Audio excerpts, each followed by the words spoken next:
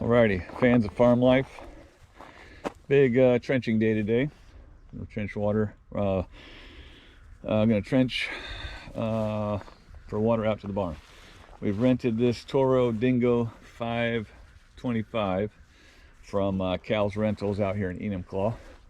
Nice guy. He doesn't believe in YouTube, so I know he won't see this. So this is a 36-inch trencher. Gave me all the rundown. Of course, I probably forgot most of it, but it looks pretty straightforward. So never ran one before, so it'll be an interesting. He did say don't try to retrench. So if you didn't go deep enough, too bad. So go deeper than you think, because you can't do it again. That was his advice. So what we're gonna do is our water main is where this blue paint is, underneath there. We're gonna trench out this way to this spot right here where this little piece of branch is, and we're gonna put a irrigation box here with a valve. The plumber is gonna do this portion here, connecting to the actual water main. Good thing is he's not gonna be able to be out here for 2 weeks, so if we screw something up, we got 2 weeks to fix it. The other thing is, in the house, the water main comes in about 3.5 feet into the foundation, and I'm hoping it's not that deep, because it's a 3-foot trencher. It's gonna be a lot of digging anyway. So we're gonna run this way. I'm gonna straighten out this line about 2 feet off of this edge of the driveway, down to here, and then we're going to cut off somewhere in here and go that way to the greenhouse, and we're going to put up a yard hydrant on the other side of the fence. So this will be interesting going under the fence, but we should be able to. Then we're going to come out here, come on this side of the fence, and then we're going to just kind of shoot. We're going to come out here, and then we're going to shoot all the way to the that post of the barn. We're going to do it a couple different ways, but we have this big tree right here, and this big tree has a lot of roots. I didn't see any through our travel path, except for right here. It's kind of a big one right there, so we might be in a little bit of issue there. And then we're going to take it down and stick it in here somewhere right in here. This way we have our hose. Right now you can see we have hoses everywhere out here. This way it's just a short hose to the cows over there, and a short hose over to the horses here. Thought about trenching down through here, and then put one over there, and then trenching over this way and putting one here.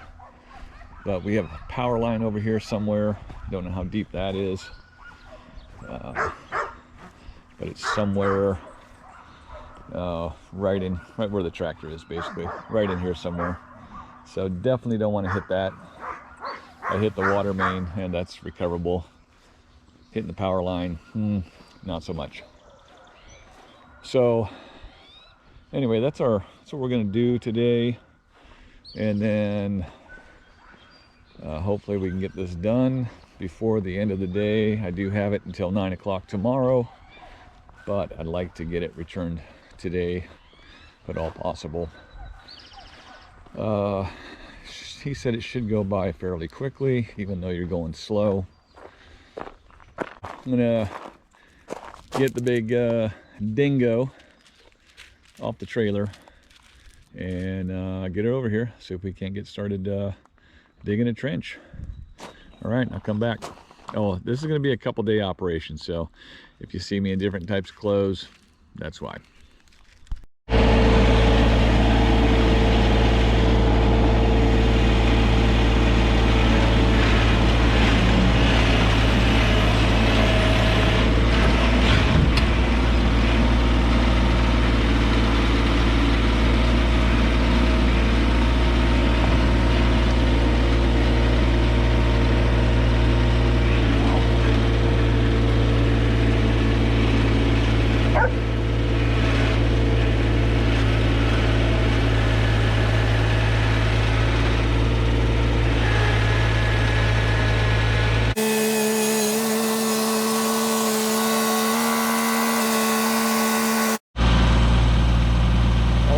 Hayden,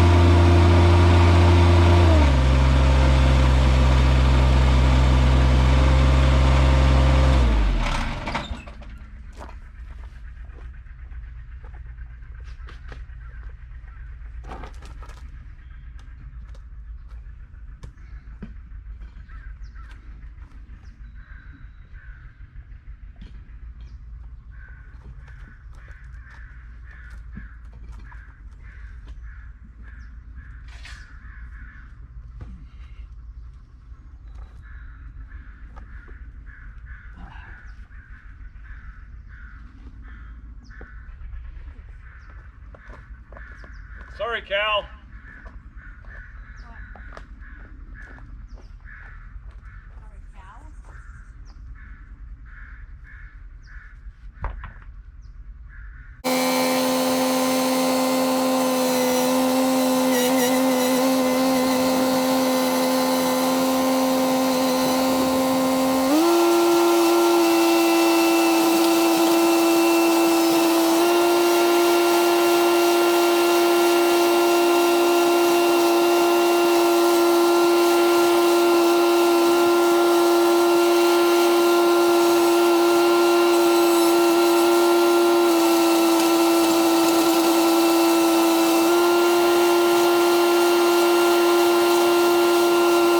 I've worked myself into a little bit of a bind. I need to go through here under the fence, but I've already dug a trench back to here, and I've already dug to here where the T is going to be.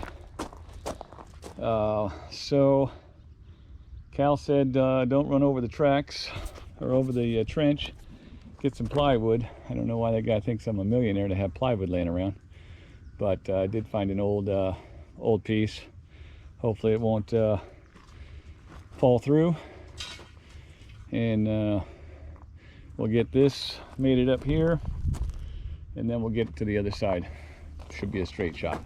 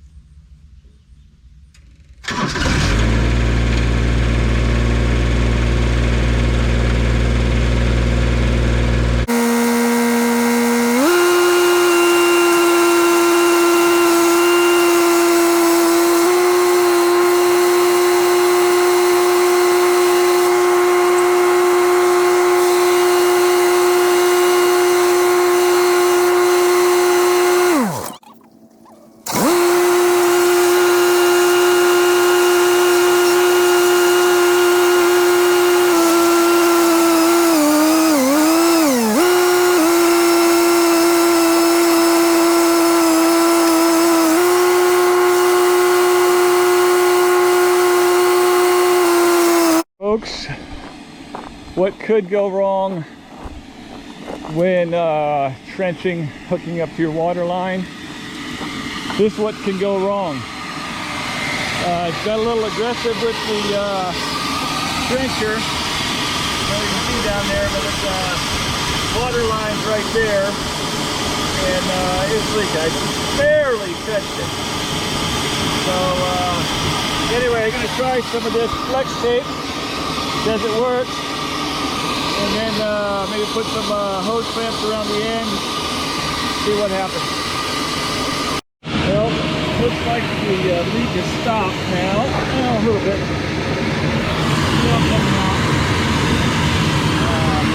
See where I didn't get that right. There's the tape right there. And there's pipe.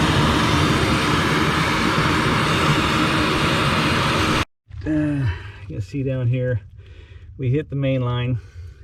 Apparently this is the blue paper that says you got 1.5 feet or 2 feet or whatever. So we're going to tee off of this. This is what the plumber was going to do. And then we're going to put a valve right over there somewhere. But for now, we're going to go ahead and tee off of this. Connect the two ends, plug this 10-foot section that we're putting on, and then turn the well on and make sure we're not leaking. See how that goes. Okay folks, subscribe if you want to know what not to do. So as you can see down there, I'll get a little closer. You can see we got a little loop system, so we can have water. Tried to put a T in there, but those hoses just way too stiff. Couldn't get it in, couldn't get it to work. We're on a well. The other people needed their water, so we put a valve in and made a loop system so we can get some water, because Lord knows I need a shower.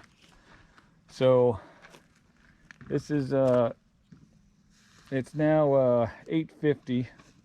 This all happened at approximately 2 o'clock, and just now got it remedied. So we still have more work to do. We got some other trenching, we got some other stuff to do, but we're gonna call it a night tonight, and then get a plumber out here, real professional, see if they can splice this thing together somehow and put a valve over there in the corner, even though we're paying a guy to do that potentially. Anyway, it's a wrap for tonight. Look at, I got vacuum cleaners sucking out water. We got tools everywhere. Yep. See what the bucket says? Do it right. Well, we didn't go to Lowe's. So, and I got to get this thing back tomorrow morning. Got to get it washed off, so kind of did need the water. I gotta get up, go get some diesel, fill it up. It's gonna be a early morning, and I think we're gonna leave this as is. We might roll out some hose, I don't know, but anyway, this is a what not to do and how not to do it. Okay peeps, it's now the next day, and the leak is not leaking anymore. Our fix that our son-in-law came up with to get us water and get the rest of the well community water was put in a valve, put a loop in to our water line, and we'll be getting a plumber to come out here who knows when, but this is working for now. It's kind of hokey, but we live out in the country. For you guys doing water lines,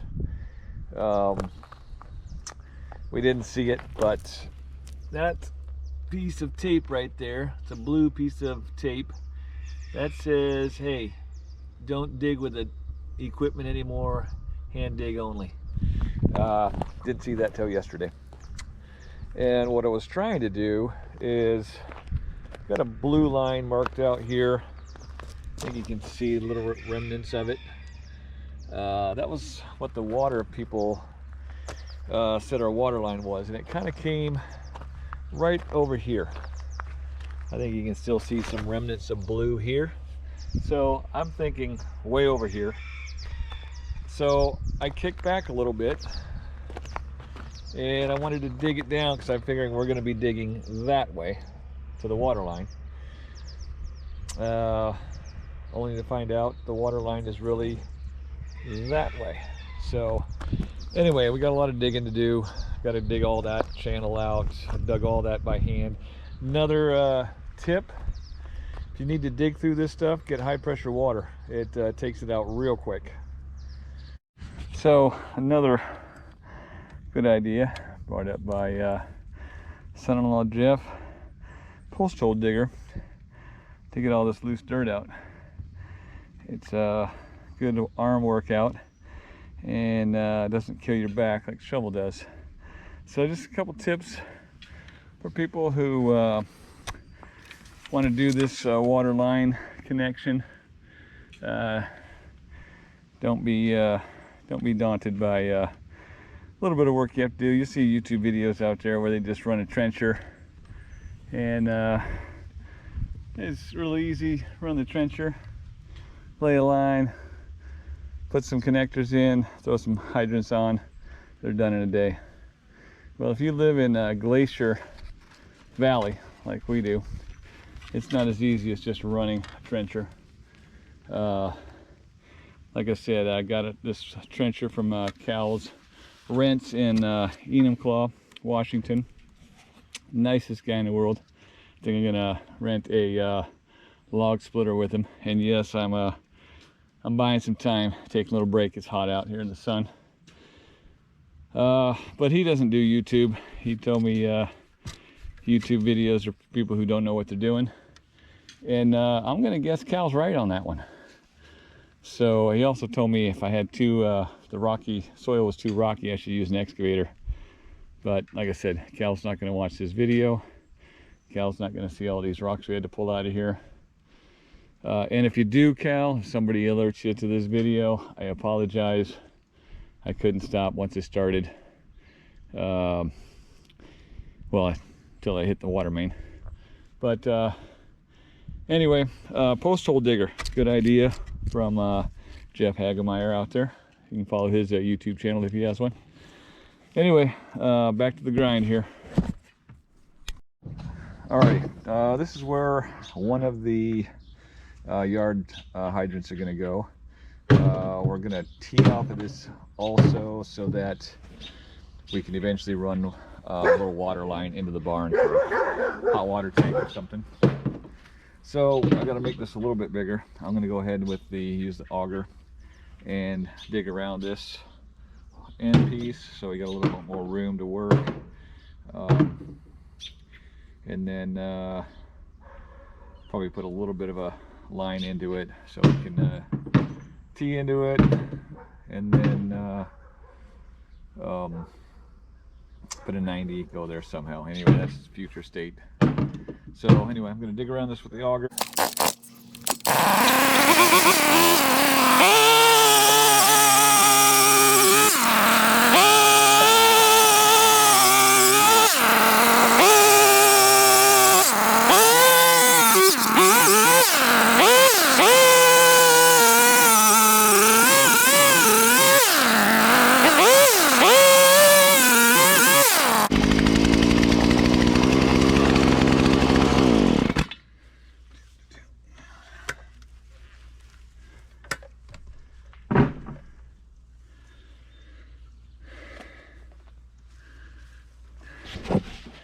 Hopefully that'll give us enough room. We'll dig that out, see how much room we got, and if I have to, I'll dig a little bit more with the shovel.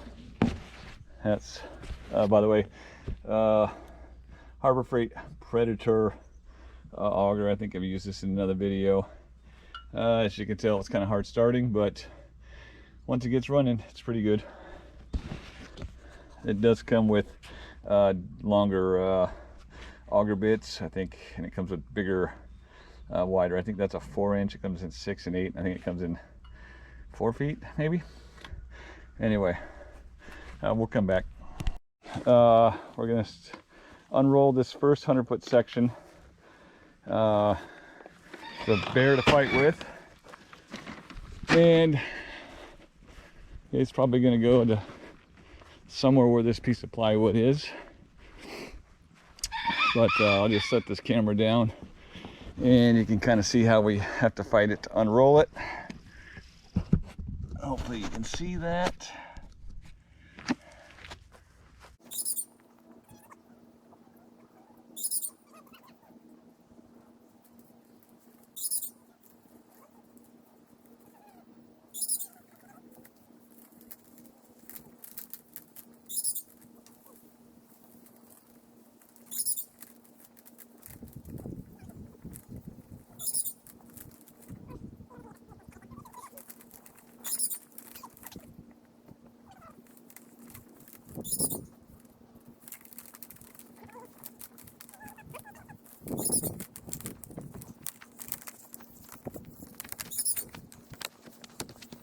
All right, well, we got it to here.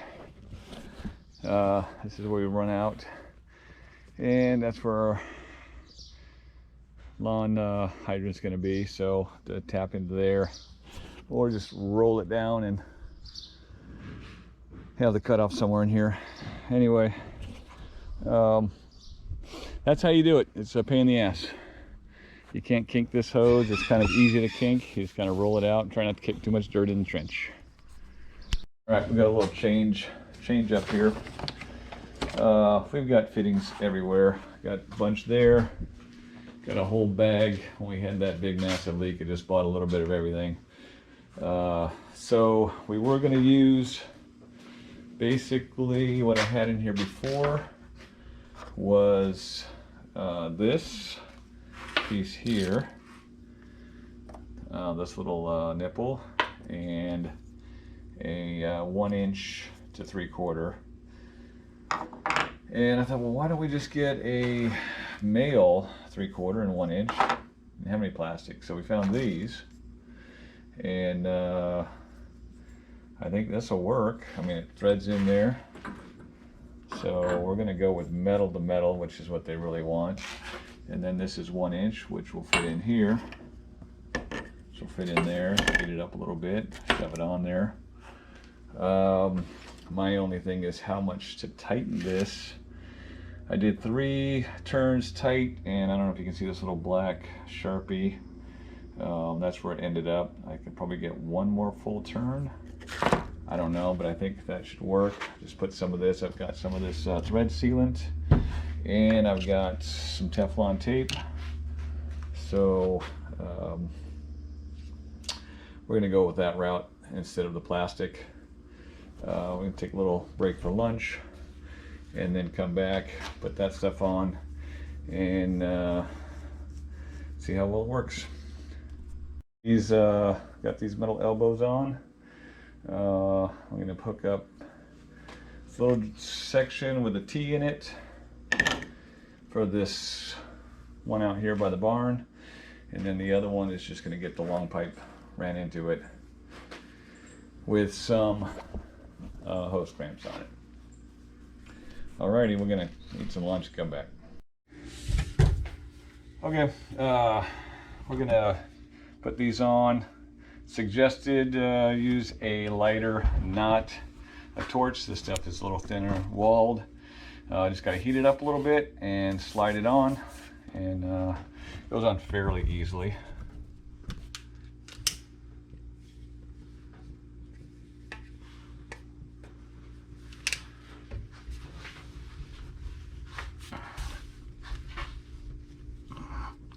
Okay, that's it. That's all I got to do. We got this one in. This is by the barn, see over there, and that T going out that way is for future water. We want to run water to the barn, but we just not sure when we're going to do that. So anyway, that's a connection that we'll have when we get to that point. We're probably going to slide everything down just a little bit to the right as you're looking at it, so that line is more centered in the trench. The green post, that'll get buried all with stone. and then we're just going to tie that to the post. And we have more gravel to put in there, but we're going to wait to do all that until we can test all our connections. So, and there's the dogs, they're not happy.